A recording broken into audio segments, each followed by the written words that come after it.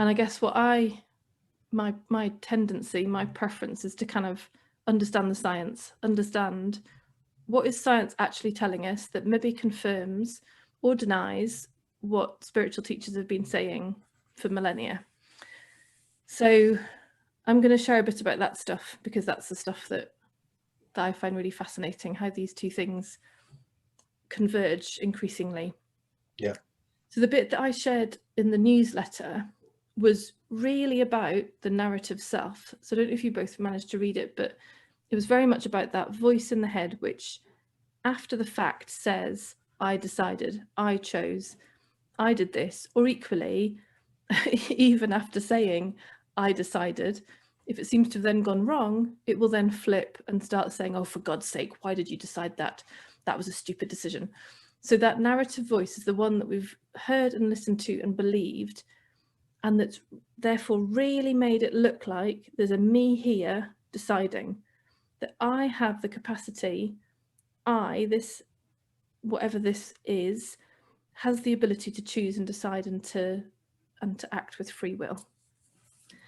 And I guess for me, it's really clear, and especially when it's backed up by the neuroscience, that voice has nothing to do with deciding. And it's really crazy numbers, like up to 10 seconds after they show in the back of the brain the activity of decision making happening. They know that's lighting up, that's decision making happening. And then up to 10 seconds later, that's so long for the voice to pop up going, I decided. It's just so stark that it's nothing to do with it. The voice has nothing to do with anything that's happening. But then you kind of go, well, so what is doing it? Like, what is the mechanism that means that I seem to be going for tea over coffee? Like, is that, so have I got free will to decide that? Have I got the ability to choose that without any influence? And in fact, there's a guy called Bernardo Kastrup, whose his background has been computer science and other hard scientific stuff. But he's also fascinated by the spiritual conversation. He calls himself, I think his book is actually called Rationalist Spirituality. So he likes to position himself in that kind of, let's look at this logically, let's look at this through the science lens. And he has this definition of free will being the capacity to determine choices solely by factors internal to what we perceive ourselves to be. So if we think that we're deciding entirely only from within our own being, that means we've got free will. But, right. yeah, but it's not, but then you say, well, what's inside? So what's actually inside? Because they've shown how we aren't even just this. There's energy and communication happening outside this body. And one of the studies that I came across was about, we've talked about quantum entanglement before, Paul. One of the studies showed an experiment. I'll just get the numbers right. So they had they had pairs of people with one person inside a shielded room. So they were shielded from all sounds, from all magnetic fields that we know of. Was it a Faraday cage? Oh, I don't know. He didn't describe it as that, but it might have been.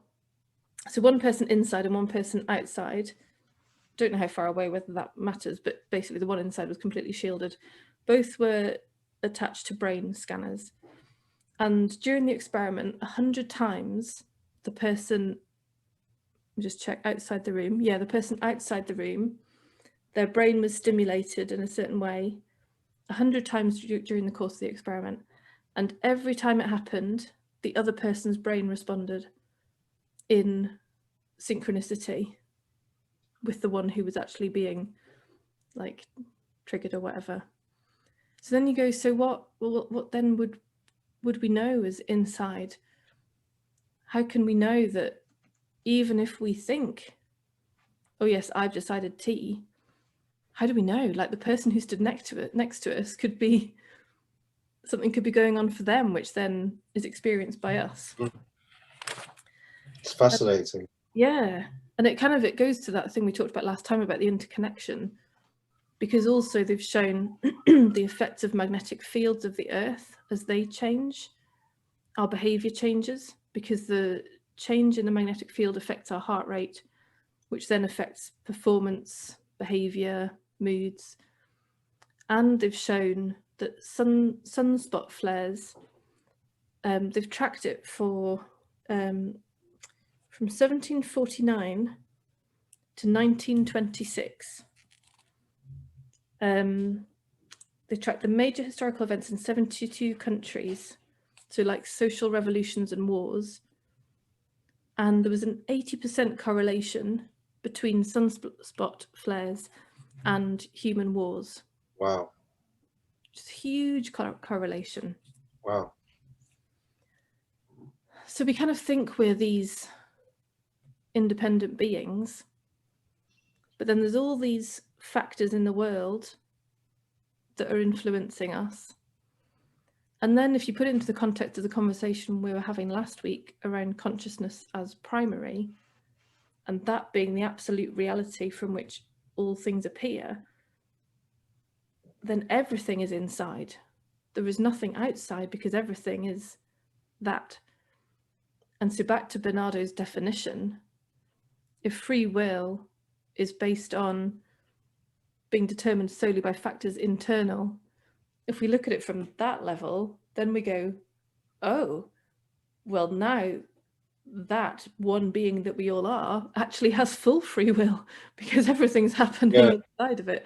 So that the argument can almost like completely flip depending on what level of the sort of spectrum you're looking at, from me, little individual, believing everything my head says, to me, consciousness oneness, within which everything happens. We go from, oh my God, 0 free will to absolute 100% free will because there's nothing outside of who we are, all that we are. Wow. Yeah.